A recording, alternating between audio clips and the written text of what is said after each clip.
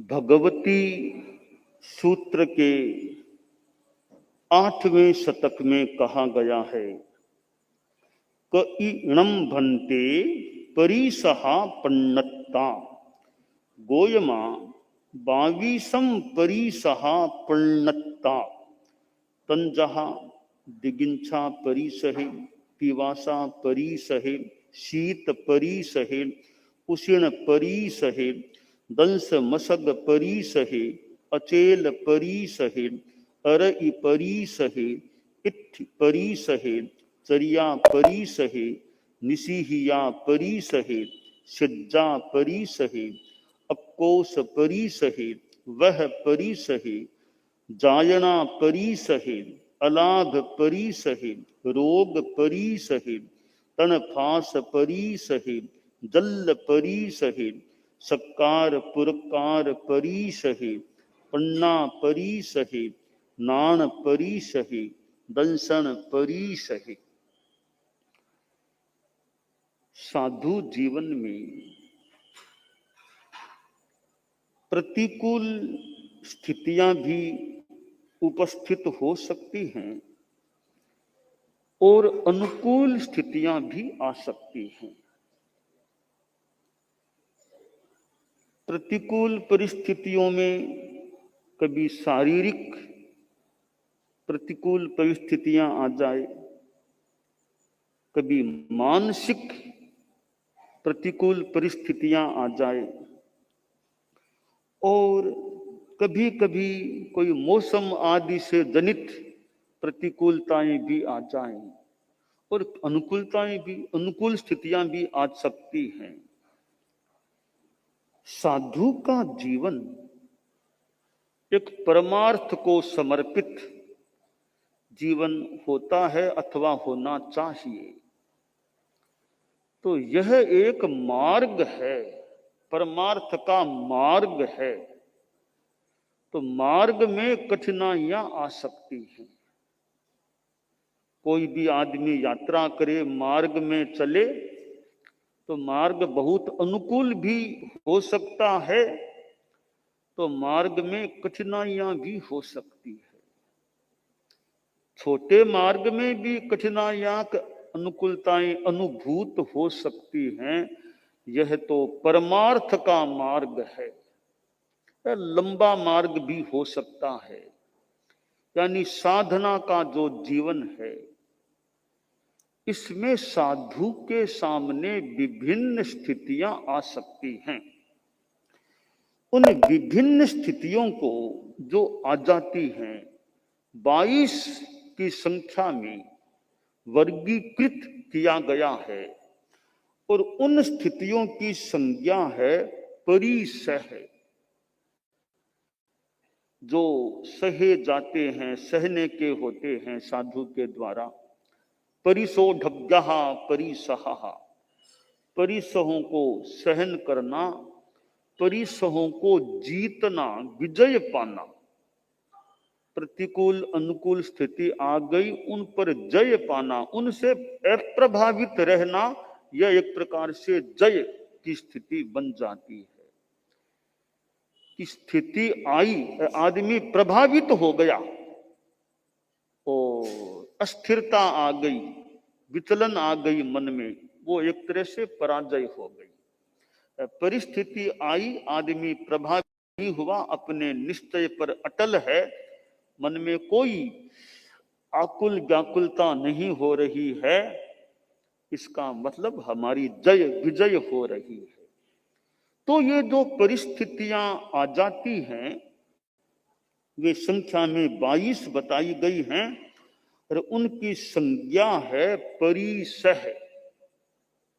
नाम दिए गए हैं, क्षुधा परिसह, पिपासा परिसह, शीत परिसह, उष्ण परिसह, दंस मसक परिसह, अचेल परिसह। यूं करते करते सत्कार पुरस्कार परिसह, प्रज्ञा परिसह, ज्ञान परिसह, दर्शन परिसह, कुल ये 22 है। परिसहों को जीतना, सहन करना क्यों? उमा स्वाति ने तत्वार्थ सूत्र में बताया है। 2 उद्देश्य हैं। मार्गाच्चवन निर्जरार्थम परिशोधव्य परिसह, यानी दो लक्ष्य हैं परिसहों को जीतने का और सहन करने का। एक उद्देश्य है मार्गाच्चवन, मार्ग से अच्चवन, अगर परिसहों को जीतते हैं तो संयम के रास्ते से च्युत होने की स्थिति न आए। तो मार्ग से मैं च्युत न हो जाऊं, संयम मार्ग से विचलित न हो जाऊं, इसलिए परिसहों को सहन करना चाहिए। कोई कह दे भाई मैं तो मजबूत हूं, मेरे कोई ऐसी विचलन की बात नहीं है, फिर मैं क्यों सहन करूं, मैं तो मजबूत हूं। तो दूसरा उद्देश्य है निर्जरार्थम, कि तुम मजबूत हो तो कर्म तो काटने हैं ना, तो परिसहों को सहो ताकि कर्म निर्जरा हो जाए। इसलिए दो उद्देश्य, दो प्रयोजन हैं परिसहों को सहने के। पहला उद्देश्य है, पहला दूसरा कुछ भी मान ले, मार्गाच्चवन, मार्ग से च्युत न हो जाएं, इसलिए परिसहों को जीत सकें, सहन कर सकें, करें, सहन करें। दूसरा भी च्युत मान लो नहीं होगे तो निर्जरा कर्म काटने के लिए परिसहों को सहन करना चाहिए। अब जो 22 परिसह हैं वो अनेक प्रकारों के हैं, कई शरीर की परिस्थिति से पैदा होने वाले तो स्वाभाविक से हैं। जैसे पहला परिसह है क्षुधा परिसह, भूख लगना, ये क्षुधा है। खुहा समा वेदना नथी, कहा तो यह गया है भूख के समान वेदना नहीं होती। भूख लगती है, खाने को न मिले आदमी की कठिन स्थिति बन सकती है। साधु को भी भूख लग जाए, अब भिक्षा न मिले, भोजन न मिले, जा रहा है गांवों में, अब कोई शाकाहारी भोजन वाले घर वहां नहीं है मान लो, या बहुत ही कम हैं भी तो वे साधु की विधि को नहीं जानते, सचित क्या अचित क्या वो इन चीजों को जानते नहीं है। पानी पक्का मिला नहीं, सचित पानी है। ऐसी स्थिति में साधु भिक्षा नहीं ले पा रहा है, भूख लग रही है। उस भूख को सहन कर लेना, शांत भाव से सहन कर लेना, मानो क्षुधा परिसह जय, क्षुधा परिसह को जीतना हो जाता, भूख को भी सहन कर लेना। और भूख लग जाए फिर भी यह इच्छा न करे कि मैं सचित खा लूं, वो खा लूं, बनवा के खा लूं, बना के खा, वो इच्छा न जागे, सहन करना है तो बड़ी बात है। कभी कभी वर्षा की ऐसी स्थिति कि घर बहुत है गांव में, पर वर्षा के कारण से गोचरी जा नहीं पा रहा है, तो भूख लग रही है, भूख शांत नहीं हो रही है। आगमकार ने मानो एक आलंबन सूत्र दिया, तवोत्ति अहियाशय, सहज तप है। ऐसे किसी कारण से भोजन न मिले, वर्षा के कारण से एक और किसी कारण से भोजन न मिले, साधु यह सोचे मेरे सहज तपस्या हो रही है, और तो मैं तपस्या करता कि नहीं करता, आज तो सहज ही मुझे भोजन न मिलने से तपस्या का मौका मिल गया।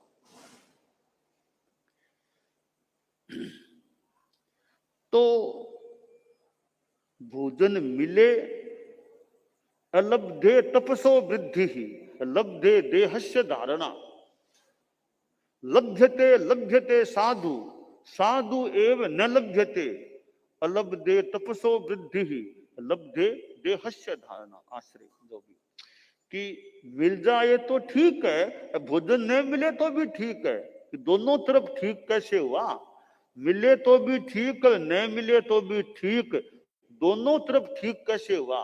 कभी दोनों तरफ ठीक इस तरह हुआ कि अलब्धे तपसो वृद्धि, अगर भोजन नहीं मिला तो यह सोच लो कि मेरे तपस्या की वृद्धि हो रही है, तपस्या हो रही है। कि मिल जाए तो यह सोच लेना आज मुझे शरीर को पोषण देने का मौका मिल गया है। तो न मिले तो तपस्या मान लो, मिल जाए तो शरीर को पोषण देने का मौका मिल गया, यह सोच लो। दोनों तरफ में शांति रखो, दोनों तरफ, दोनों हाथों में लाभ है। भिक्षा न मिले तो तपस्या का लाभ ले सकते हो, मिल जाए तो शरीर को लाभ दे सकते हो। तो क्षुधा परिसह को जीतना, मन को शांत रखना, उद्वेलित नहीं होना। पिपासा, प्यास लग जाए उसको सहन करना। रात्रि में कई बार मान लो गर्मी है और प्यास लग जाए, फिर वो सहन करे तो बढ़िया बात है। आकुल व्याकुल हो जाए और कुछ मन में बात आ जाए तो कठिन बात हो सकती है। तो पिपासा को भी सहन कर लेना। एक साधु था, संवत्सरी का दिन था, तो रात भी हो गई थी। अब संवत्स दिन में भी पानी नहीं पीना, यानी गई रात को भी पानी नहीं पिया, वह कल मान लो शाम को पिया था, गई रात को नहीं पिया, संवत्सरी के दिन में भी नहीं पिया, वापिस संवत्सरी की रात इतनी देर प्यास, चौबिहार उपवास का नियम। अब रात को संभवतः प्यास लग गई, तो साधु पिपासा परिसह को मानो सहन नहीं कर सका, रात को पानी पी लिया। पानी पक्का तो मिला नहीं, कच्चा पानी पी लिया। फिर वह निवेदन किया, पता चला कि बड़ी गलती हो गई, जो भी प्रमाद, गलती, अतिचार हो गया कि 3 प्रकार के दोष हो गए। एक पानी पीने से 3 प्रकार के दोष लग गए। कि 3 प्रकार के दोष कैसे लगे कि एक तो संवत्सरी को पानी पीना नहीं होता, तो मैंने संवत्सरी की तिथि में, संवत्सरी के अहोरात्र में पानी पी लिया, यह एक मेरा नियम का अतिक्रमण हो गया। ठीक है। दूसरा क्या हुआ कि साधु को रात में पानी पीने का त्याग होता है, मैंने रात्रि में पी लिया, यह दूसरे नियम का अतिक्रमण हो गया। तीसरा, मैंने सचित पानी पी लिया, साधु के सचित पीने का भी परिहार होता है, वो मैंने पी लिया, तीसरा दोष हो गया। तो एक पानी पीने से 3 प्रकार के नियमों का अतिक्रमण हो गया। मैंने संभवतः आचार्य श्री से कभी सुना था यह प्रसंग, ऐसा एक प्रसंग हुआ था जो भी कि 3 प्रकार, यानी किसी साधु ने बताया गुरुदेव को, संभवतः गुरुदेव तुलसी की बात है, साधु ने गुरुदेव को निवेदन किया कि मैंने एक साधु को 3 प्रकार के दंड दिए हैं, कि 3 प्रकार के दंड दिए। उसने पानी रात में पी लिया था, संवत्सरी को सचित पानी, तो मैंने उसको 3 प्रकार के प्रायश्चित दे दिए। तो यानी वो पिपासा परिसह को सहन नहीं कर सका। भगवान महावीर की आसाधना कहीं न हो जाए, वे जब मरीचि के भव में थे, भगवान ऋषभ के पास साधु बने थे, आखिर उनको साधुपना छोड़ना पड़ा, साधु समुदाय से अलग होना पड़ा। वो लगता है पिपासा परिसह जैसा, गर्मी को वो सहन नहीं कर पाए होंगे, गर्मी प्यास की जो स्थिति, उन्होंने साधु समुदाय को भी छोड़ दिया कि भाई मैं प्यास को सहन नहीं कर सकता, तो साधु समुदाय में रहने में लाभ नहीं है, इससे तो साफ है कि मैं नहीं रह सकता बिना स्थिति में, अपने अलग होकर साधना करेंगे। तो भगवान महावीर ने मरीचि के भव में भगवान ऋषभ के पास दीक्षित हो गए थे, फिर साधु समुदाय से वे अलग हुए थे और अपने ढंग से एक साधक के रूप में साधना की थी। तो ये पिपासा परिसह है, इसको भी सहन करना बड़ा कठिन हो, ये संथारा होता है कई बार, तिबिहार संथारा, मान लो 24 संथारे की बात है, तो मैं तो कई बार संकोच करता हूँ, कभी 24 संथारा पचकाने की स्वीकृति दें कि न दें, कैसे दें, तो कई बार मैं झटपट 24 संथारा पचकाने की स्वीकृति देने में संयम रख लेता हूँ। कभी गर्मी का मौसम है, 24 पचका दे, फिर प्यास लग जाए भयंकर, फिर वो तड़फे डामाडोल, इसकी अपेक्षा तो हमको 23 तक ठीक है, कोई मौका आएगा तो 24 देख सकते हैं, पर झटपट 24 संथारा मत पचका होता कि कहीं वो मन में इतनी ज्यादा तड़फन न हो जाए और कहीं परिणाम भी फिर ऐसे वैसे न हो जाए, तो वो 23 तक तो ठीक है, चलता है। वो भी हालांकि संथारा अपने आप में कठिन बात हो सकती है। कहा गया कि संभवतः मगन मुनि श्री का फरमाना था कि तपस्या तो भले लंबी कर लो, पर संथारा सोच विचार के लेना चाहिए, कि संथारा जिंदगी भर का हो जाता है। तो संथारा में भी 24 संथारा तो और भी कठिन काम हो सकता है। इसलिए हमारे साधु साधियां भी चौबियार संथारा तो झटपट जल्दबाजी मत करो, थोड़ा देखो, कोई जल्दी सी चौबियार त्याग भले करा दो, 2 घंटा का चौबियार करा दो, 3 घंटा का चौबियार त्याग करा दो, चौबियार संथारा पचकाने में बहुत ध्यान हमें देना चाहिए। कहीं उसको ऐसी स्थिति न बन जाए कि वो तड़पता रहे, फिर पानी मांगना शुरू कर दे, यह स्थिति न बन जाए और परिणाम भी उसके खराब न हो। तो पिपासा परिसह को सहन करना, और ये सर्दी गर्मी की स्थितियां भी साधु जीवन में आ सकती हैं, और कभी ये रोग हो जाए, बीमारी की समस्या पैदा हो सकती है, यह भी परिसह है। ऐसे अनेक प्रकार के परिसह बताए गए हैं। ज्ञान ज्यादा नहीं हो रहा है, अज्ञानता रहती है, वो भी समस्या भी कि मुझे ज्ञानवत्ता प्राप्त नहीं हो रही है।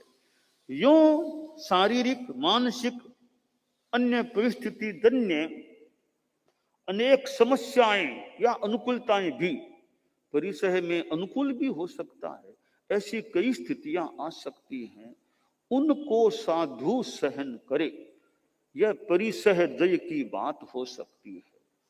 हम इस बात को गृहस्थों पर भी समवतरित करें कि साधु के लिए तो 22 परिसह की बात बताई दी गई है, और परिस्थितियां तो गृहस्थों के जीवन में भी आ सकती है। इंसान है, साधु भी इंसान है, गृहस्थ भी इंसान है, और भी प्राणियों के सामने समस्या आ सकती है। हम इंसान हैं तो हमारे संदर्भों से जुड़ी हुई समस्याएं, साधु के सामने साधु जीवन से जुड़ी हुई समस्याएं हो सकती हैं। कई समस्याएं तो कॉमन, जो समस्याएं साधु के हो सकती है वो समस्याएं कोई गृहस्थों के भी हो सकती है। तो मूल बात यह है कि परिस्थितियों को कैसे शांति से झेलना, सहन करना, यह खास बात है। आप लोग जो गृहस्थ हैं, श्रावक हैं, कोई श्रावक भी न हो, सामान्य लेमैन आदमी हैं, सामान्य जन हैं, तो परिस्थितियां आ जाएं, उनमें कैसे शांति रखना, मानसिक संतुलन रखना और मनोबल बनाए रखना। जिंदगी में मनोबल मजबूत है, एक अच्छी उपलब्धि है। लब्धि कह दो, उपलब्धि कह दो, मनोबल का मजबूत रहना बड़ी उपलब्धि है। और हर स्थिति में चित्त शांत रहे, उद्वेलित न हो, चित्त प्रसन्नता बनी रहे, यह भी एक बड़ी उपलब्धि है। शारीरिक स्वास्थ्य अनुकूल रहे, शरीर मजबूत रहे, अनुकूल रहे, झटपट कोई खास बीमारी न लगे, यह भी बहुत एक अच्छी मानो उपलब्धि है। ये 3 उपलब्धियां हैं हमारे जीवन में सामान्य रूपेण। शारीरिक स्वास्थ्य अच्छा रहे तो एक उपलब्धि है, और चित्त प्रसन्नता बनी रहे यह दूसरी उपलब्धि है, और मनोबल बना रहे यह तीसरी उपलब्धि है। तो आदमी में तो शरीर रुग्ण हो जाए तो काम करने में दिक्कत है, और कई समस्याएं मान लो हो जाए, शरीर ठीक रहे, छोटी सामान्य सर्दी जुकाम के भी कोई खास बात नहीं है, कोई ज्यादा बीमारी न लगे, शरीर स्वस्थ रहे, सक्षमता शरीर में रहे, यह एक अच्छी चीज हमारे जीवन के लिए हो सकती है। चित्त की प्रसन्नता, चित्त में अशांति, डिप्रेशन, तनाव, अवसाद, आदमी अवसाद में आ गया, डिप्रेशन में आ गया, उदास सा बैठा रहता है, कोई ज्यादा न काम में मन लगता, सोया रहता है, ऐसा, तो वो स्थिति भी चित्त की प्रसन्नता, अवसाद, डिप्रेशन, वो स्थिति न आए और चित्त प्रसन्न रहे। जो भी अनुकूलता प्रतिकूलता, आपके परिवार में समस्या हो गई, मान लो ठीक आ गई, परिवार है, कोई समस्या भी आ जाए तो उसमें भी मानसिक संतुलन कैसे रखना, और फिर ठीक है, समाधान तो आदमी खोजने का प्रयास कर सकता है, तो चित्त उद्वेलित न हो, जल्दी से घबराना नहीं, चित्त प्रसन्नता बनी रहे। परिवार में कभी कोई बीमार हो गया, कभी आपस में अनबन की स्थितियां पैदा हो गई, कभी डाइवर्स तलाक जैसी स्थितियां सामने आने की तैयारी में हो गई, कभी आर्थिक भयंकर कठिनाई आ गई, कर्जा भारी चढ़ गया, परिवार के किसी सदस्य ने खूब ज्यादा पैसा गंवा दिया, सट्टा आदि करके पैसा गंवा दिया। ऐसी अनेक परिस्थितियां आपके परिवार में, आपके जीवन में भी आ सकती हैं। तो ऐसी स्थितियों में भी कैसे मन को संतुलित रखना, ठीक है, अब समाधान क्या, वो खोजने का काम मान लो आदमी कर ले। मन ज्यादा दुखी न बने, उद्वेलित न बने, ज्यादा गुस्सा आवेश भी न आए। तो ये 22 परिसह जो भगवती सूत्र में बताए गए हैं वो वैसे साधुओं से संदृप्त हो सकते हैं, किंतु गृहस्थ भी यह विकास करता रहे, करे कि मैं भी जीवन में आने वाली परिस्थितियों को, कठिनाइयों को कैसे शांति से झेल सकूं, मनोबल बनाए रख सकूं, समता भाव रख सकूं। तो चारित्रात्माओं को तो विशेषतया इन परिसहों को जीतने की साधना करनी चाहिए। दानान सिद्धम अभय पयाणम सच्चे सुया अनवज्जं वयंती तवी सुया उत्तम बंभचेरम लोकुत्तमे समणेनाय पुत्ते।